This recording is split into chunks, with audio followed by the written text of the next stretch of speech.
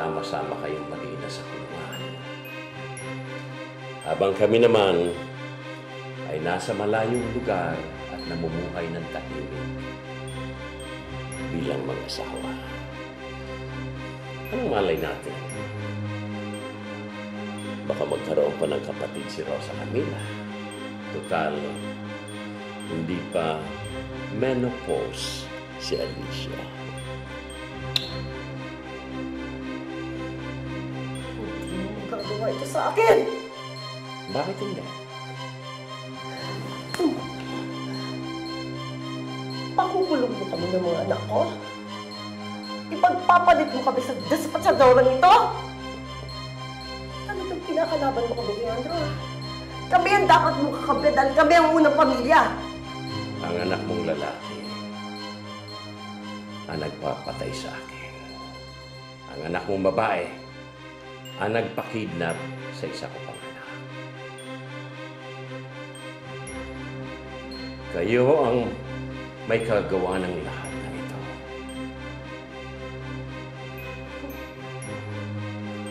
Hindi ako naniniwala. Natatalikuran mo ang pinakamingin mong pangarap niya. Hindi rin ako naniniwala na makapabuhay kayo na matiwasay doon dahil alam mong gagamitin ko lahat ng pera ko para may balik na dito at magkasama tayong makulong sa mga krimen mo! Di magkasubukan tayo. Sige.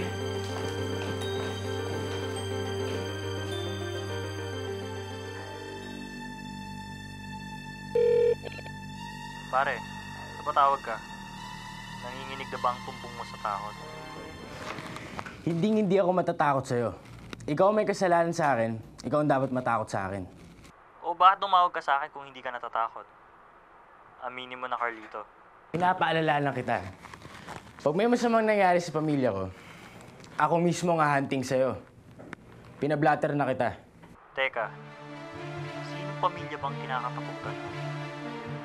Yung kay Phoebe o yung kay Rosa Camila?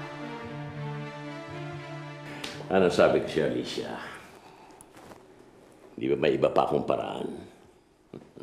Kung sa akala mo matatakot mo si Iluminada, hindi mo matatakot si Ernestina at si Alberto. Sa politika, it's all a bluff. It's all a bluff. Kung hindi man naniniwala si Iluminada na hindi ko ipagpapatuloy ang pangarap ko maging presidente, kasi siguro kung kakabahan siya sa maaaring mangyari sa mga anak niya at sa kanya. Hindi pa ubos ang alas ko, Alicia. Far from it. Paano ang ganti ni Alberto at ni Ernestina, ha? Mga anak ko lang sila. Pwede ko silang ibalik sa pinanggalingan nila.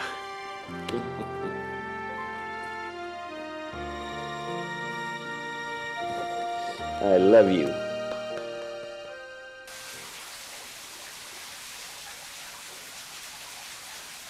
Sabihin mo kay Amores, magkakaroon siya ng 3 buwang palugit. Pagkatapos nun, mga 6 na buwan pa. And by that time, election time na. So, makakalimutan na siya ng mga tao. Yung cargo na yon, ililipat, I'm sure, ng presidente sa bagong magiging presidente. At magkakaroon siya ng bagong pardon from the new president, si Tomas Tocsin. Opo. Mauna na po ako.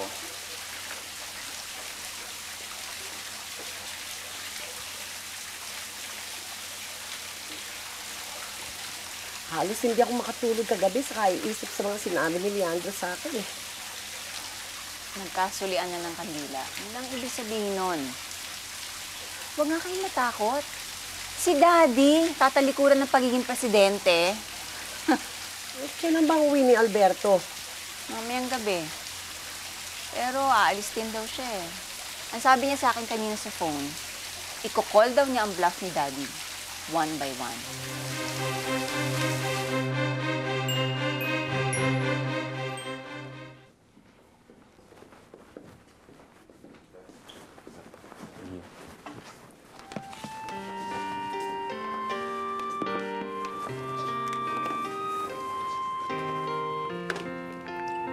Ay, Ayan na yung bagong kontrata para dun sa space ng restaurant namin ni Rafael.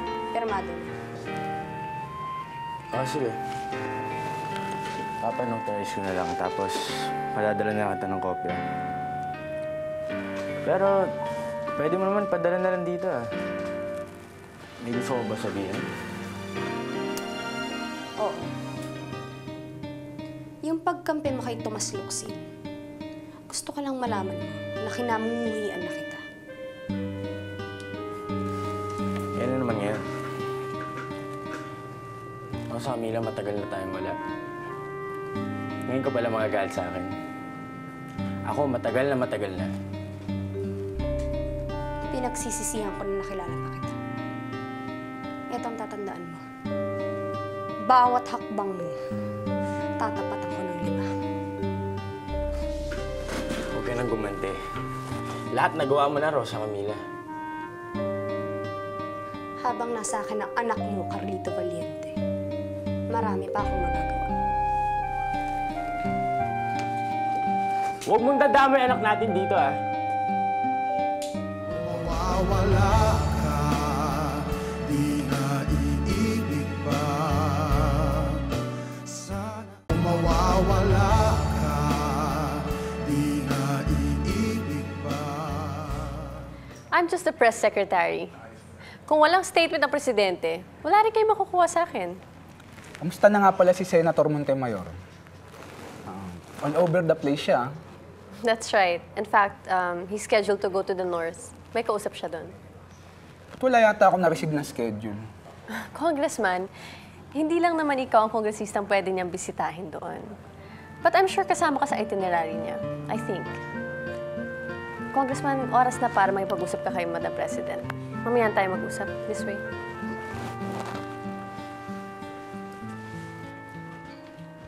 Ma'am, I'm sorry, pero hindi po talaga kayo pwede pumasok. Hindi mo ba ako kilala?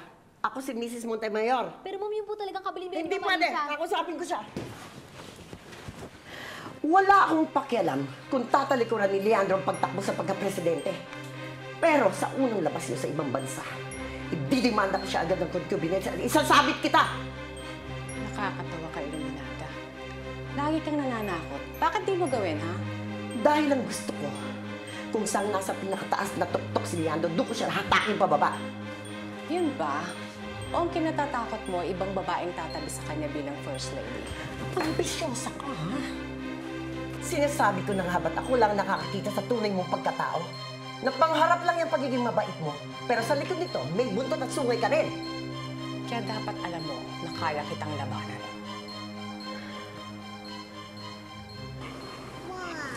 Oy, you have to eat. Dali, good boy. No, you're playing with your spoon and fork. That's not nice. Hold it properly. Come on, let's eat. Go, honey, let's eat. Miss Rosa Camila Montemayor, totoo po bang magdedemanda ang asawa ng tatay niyong si Senator Montemayor ng salang pakikiapid sa mother mo? Ma'am, totoo po ba? Ano ba masasabi niyo na ang tatay niyo hindi maaari maging presidente dahil hindi niya makuha ang boto ng simbahan?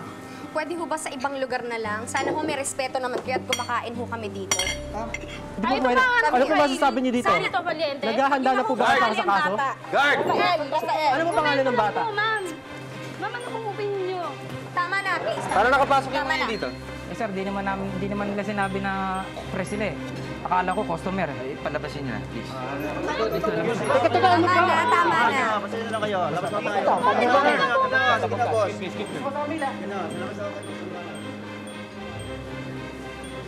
You look wonderful, Serena. Thank you, Madam President. I'm very happy. And you know my daughter, Lucinda Adorable, right? Oh, but I thought you were with your father. How can I say no to my mom, Madam President? She insisted on taking me to see you. Nakakatuwa naman itong pamilya mo, Tomas. Your wife is on your side, and her daughter is on the other side. Well, Madam President, we are a democratic group. Wala akong problema sa pamilya namin. Well, I pity Iluminada. She's such a wonderful woman. I pity her too, Madam President. And so gentle. Well, Tomas, I must congratulate you for getting the endorsement of the Catholic Ladies Group. Nakuha mo sila. Marunong ho silang pumili, Madam President. Well, no offense meant to Senator Montemayor, of course. None taken, Mr. Locsin.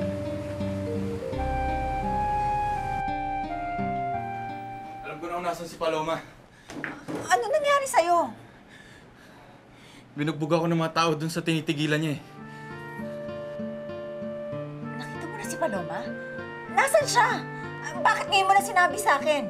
Hindi ko siya nakitang personal. Pero sigurado akong andun siya. Hindi nagkakamaling source ko. Kasapi si Paloma sa isang religious organization. Si Paloma? Religious organization?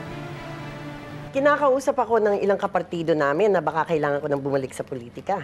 Tatakbo po ba kayo bilang gobernador ng San Dionisio ulit? Well, gusto ko sana ganun muna, pero pinag-iisipan ko muna. Paano po kung tumakbong presidente Senator Montemayor? Eh di First Lady na kayo, official pa po kayo. May karamdaman si Leandro. Baka kailangan na siya magpahinga muna. Ito nga yung pinag-uusapan namin ng isang gabi eh. Ganun po ba? Eh paano ba po ang political career niya? Let's just wait and see. Teka muna, magmerienda na muna tayo. Halika. Is your name Charling Balacuba? No. No. What's your Your name? name is Charlie. Say it. Say it. Say it. What's your name? My name is Charlie Waterway. Yay! Talo ka. Very good. Very good. Yes, smart. Bakit naman nasabi ni Iluminada kayo na sa TV na may karamdaman ka raw? Malalanihin lang talaga sa Iluminada. Kilala naman niyo yung siya mo, senyor. Totoo namang nababalitang hindi ka na raw tatakbo. Bakit ko naman gagawin yun? Si Iluminado talaga, oh.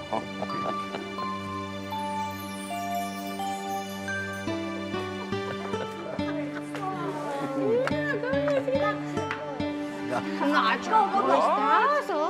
Bakit naman nasabi ni Iluminada kayo na sa TV na may karamdaman ka raw? Oh, saan ka pupunta? Hindi mo ba panonorin daddy mo nung kasama si Monsignor? Mami, magkikita kami ni Dindo. Maghahanap kami ng judge na pwede magbigay ng writ of habeas corpus para makuha namin si Paloma. Hindi mo ba panonorin na mabahag man lang ang buntot ng daddy mo? Tama si Alberto. Sasagutin ni Daddy ang mga yan. Kayo naman kasi nagpapadala naman kayo sa takot eh. Ay nako, yang si Alicia ang hindi ko matakot. Sabi ni Alberto, madali raw maduwag ang kabit na yon. Mami, konting pukpok lang. Bibigay na yon. O bakit mas malaking coverage nila mas explosive ang sa atin? Ay naku, Mami. 2 days ago pa, nakatimbre na yung press ko ni Daddy dun sa mga newspapers at saka sa TV. Kaya yung mga press na inimbitahan ninyo, since hindi naman sila makahindi, nagpadala rin sila ng mga second rank nila. Kailangan ako ni Paloma. Nain. Kung mawawala ka, di na. Kung mawawala ka, di na. Rosa Camila, medyo naguguluhan lang ako sa mga ginagawa mo. Akala ko kasi, hindi ka na makikialam doon sa problema sa restaurant. Ba't ngayon ikaw pa ito nagbibigay? Eh kasi ayoko nang ma-involve ka pa. Tsaka tama ka naman kailangan kong ipaglaban. Isa pa, ang kailangan lang naman, perma ko lang tapos maayos na. Rosa Camila, partner mo ko. Kailangan mo sabihin sa akin yan. Di sorry. Ano mo problema sa'yo? Hindi ka makapagtiwala sa mga kaibigan mong tumutulong sa'yo. Nag-sorry na kayong tao. Ano ba bang gusto mo? Hindi madali sa akin para magtiwala ulit eh. Kung kaya ko namang mag-isa, di sana ginawa ko na. May mga kaibigan ka. Binabaliwala mo. Alam mong hirap sa'yo. Hindi mo iniintindi, hindi mo lang iniisip kung gaano kahirap makipag-usap sa ibang tao. Alam mo naman yun, di ba?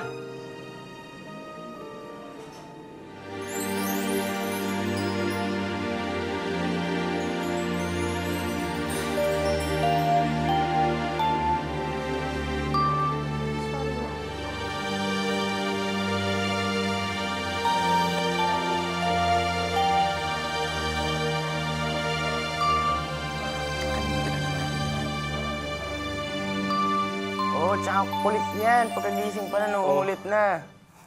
Malakas siya kumain. Oh, para si Tito. Actually, malapit na nga namin yung pasok sa school eh. Ah, talaga? Oo. Oy, Insan! Ano?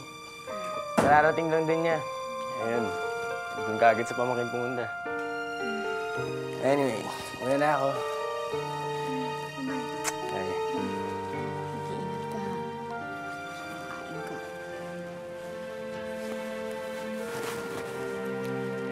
Miss ko ba uwi? May malamang pagkatapos, diretso ko dito. Bye. Bye-bye. Sige ah. Care. Bye. Hindi mo ba talaga kami titigilan? Bakit? Magugulpi mo na naman ako. Hindi lang yan ang gagawin ko sa'yo kapag hindi ka tumigil. Subukan mo. May mga kaibigan akong tinatawagan araw-araw. At isang araw lang na hindi ako tumawag, isang araw lang. Pupunta sila dito at sasabihin nila kay Carlito kung sinong tunay na ama ni Lester. Ano? Ha? Ano?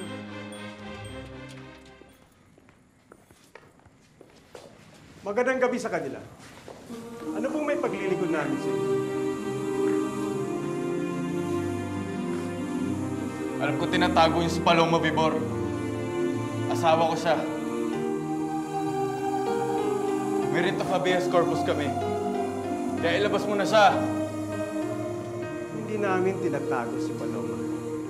Ayaw lang talaga niyang makipagkita sa iyo. Kaya, inausap ko nga, pero siya mismo ang ayaw. Adorasyon, Paloma, sumama ka sa kanila na.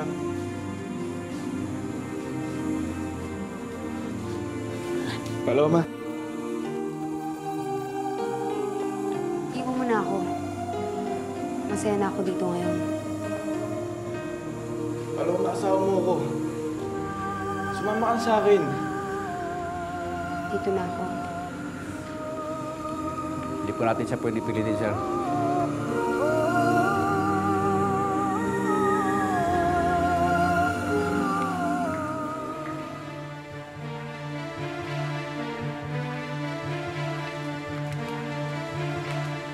Kuya, Ma'am, may problema po ba? yung kotse sa labas, kanina ko pa natatanong yan sa may bintana eh. Parang yung tao sa loob, kanina pa patingin-tingin. Tignan pa kung sino yan. Titingnan ko, ma'am.